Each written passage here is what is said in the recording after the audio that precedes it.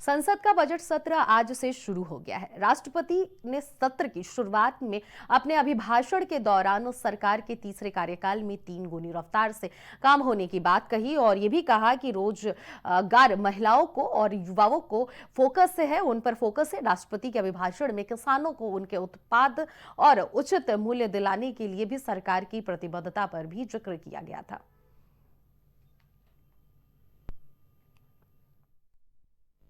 माननीय संसद सदस्यों, संसद की इस बैठक को संबोधित करते हुए मुझे हार्दिक प्रसन्नता हो रही है। अभी 2 माह पहले हमने संविधान को अपनाने की 75वीं वर्षगांठ मनाए हैं और कुछ दिन पहले ही भारतीय गणतंत्र ने 75 वर्षों की यात्रा भी पूरी की है।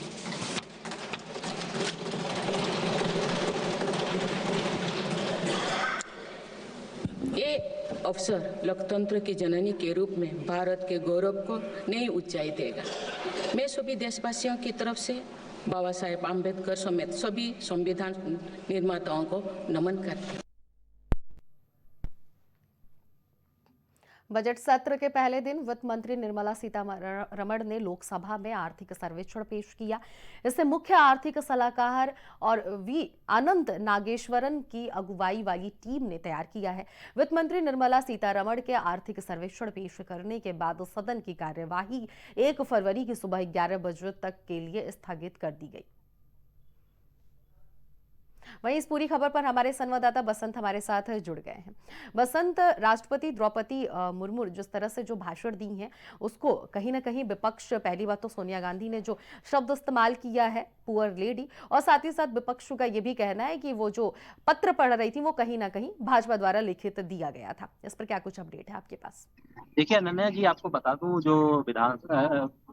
जो बजट सत्र है उसका प्रारंभ हो चुका है। ऐसे में आज राष्ट्रपति जो कि द्रौपदी मुर्मू उनके द्वारा संबोधन किया गया, उसमें जो पत्र पढ़ा गया उसको लेकर के विपक्ष ने राष्ट्रपति को लेकर घेरा है। उसने कहा कि राष्ट्रपति के वही पत्र दिया गया जो बीजेपी ने उनको लिख करके दिया। तो चूंकि राष्ट्रपति ने जिक्र किया कि तीसरे कार्यकाल में चाहे विकास को लेकर हो, चाहे किसानों की बात को लेकर हो, चाहे तमाम अन्य मुद्दों को लेकर हो, उसमें तीसरे कार्यकाल की काफी तारीफ की थी, जिसको लेकर के विपक्ष ने आड़े हाथों लेते हुए राष्ट्रपति जो है द्रौपदी मुर्मू उनको आड़े हाथों लिया। साथ में ये भी कहा कि ये सिर्फ बीजेपी के द्वारा लिखे हुए लेटर को पढ़ रही है, ऐसा लग रहा है जैसे लव लेटर पढ़ा जा रहा है।